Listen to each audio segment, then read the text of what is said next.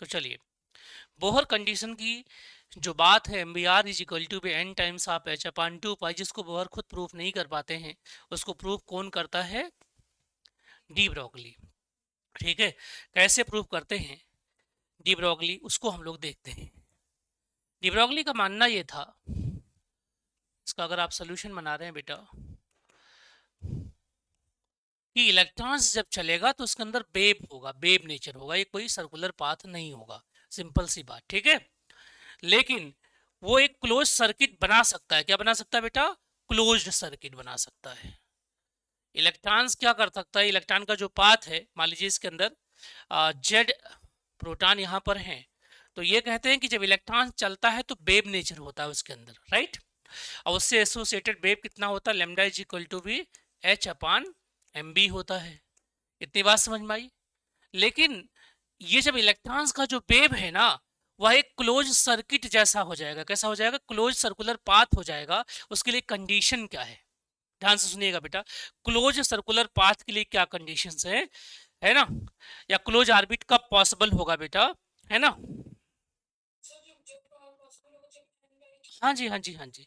तो कहते हैं अकॉर्डिंग टू डी ब्रोय, ध्यान सुनिएगा बेटा, according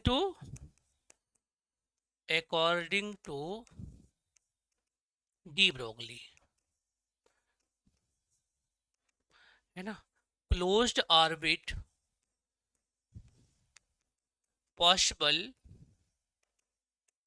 only when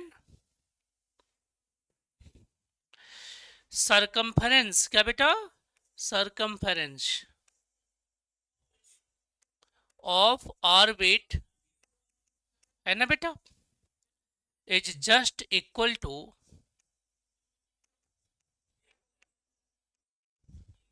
integral multiple of बेटा, integral multiple of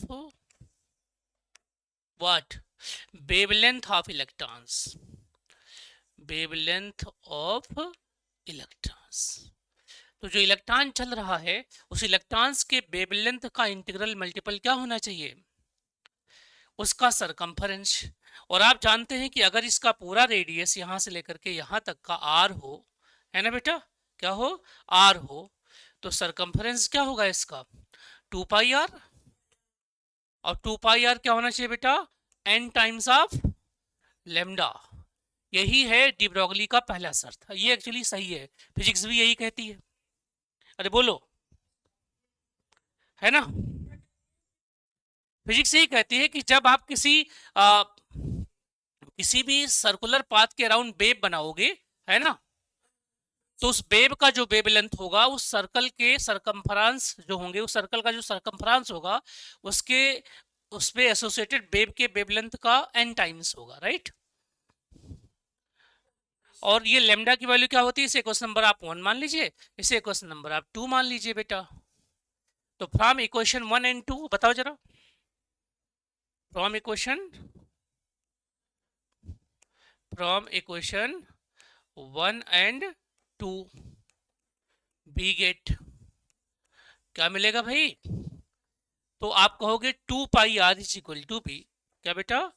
2 pi R is equal to B N times of lambda की वैल्यू क्या है? H upon M B. अरे बोलो, मैं इस 2 पाई के साथ क्या करता हूं बेटा? एक्सचेंज कर लूं।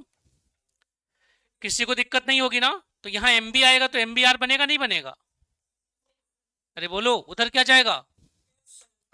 N times of H upon 2 पाई। ठीक है बेटा?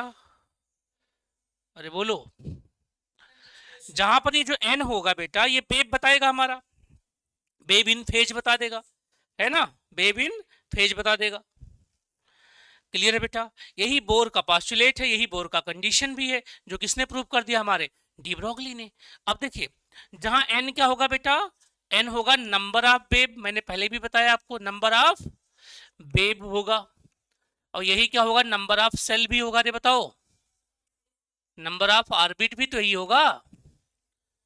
हेलो, हाँ जी। तो आप अगर मैं कहूं कि ये पहला ऑर्बिट है, मतलब ऑर्बिट के नाम ले रहा हूँ, 2-3 ऑर्बिट के नाम ले रहा हूँ आपसे, ठीक है बेटा। और ये कोई दूसरा तीसरा ऑर्बिट है, ऐसा है। आपसे मैं पूछ रहा हूं कि आप इन ऑर्बिट के लिए क्वांटम नंबर बताइए। क्या बताइए? क्वांटम नंबर बताइए। चलो, एक बेब, दो बेब, तीन बेब, ठीक है। तो यहां n इक्वल टू कितना होगा? 3। तो कौन सा सेल हुआ? m सेल, m सेल ना, राइट। अगला ऐसा है बेटा,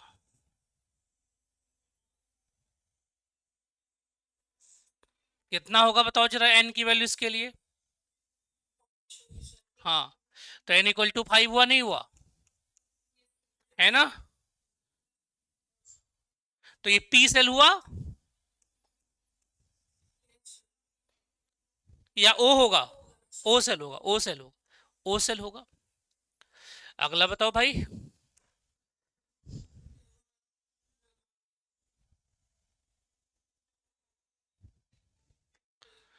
n इक्वल टू 4, कौन सा सेल है? n cell. आप देखो, इस प्रूफ में आपने केवल एक सब्जेक्टिव क्वेश्चन नहीं समझा है, देखो 5 बातें सीखी हैं। एक तो ये डेरिवेशन सीखा है, जो अगर सब्जेक्टिव में आ गया तो आप कर पाओगे, पूरी चांसेस के आने के। दूसरा क्वेश्चन आएगा कि Bohr condition that is MBR is equal to b h/2 pi proved by Bohr de Broglie. ये मैंने क्वेश्चन डाला है उसमें यूट्यूब के पोस्ट पर, है ना? आप लोग सॉल्व कर लिया करिए कभी कभी अगर फ्री हो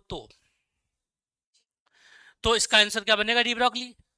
दूसरा, आपसे क्वेश्चन देगा, एक ऐसा सर्कल बनाएगा, उसमें बेब बनाएगा, और बेब बना करके पूछ सकता है ये जो सर्कुलर पाथ है कौन से ऑर्बिट का है? एल है, के है, एम है, एन है। तो किससे काउंट करोगे आप? इस वाले बेब से देख के बता पाओगे। तो इसका मतलब एक सब्जेक्टिव क्वेश्चन के अंदर बहुत सारी चीजें क्या होती हैं बेटा जी? हिडन होती हैं, राइट।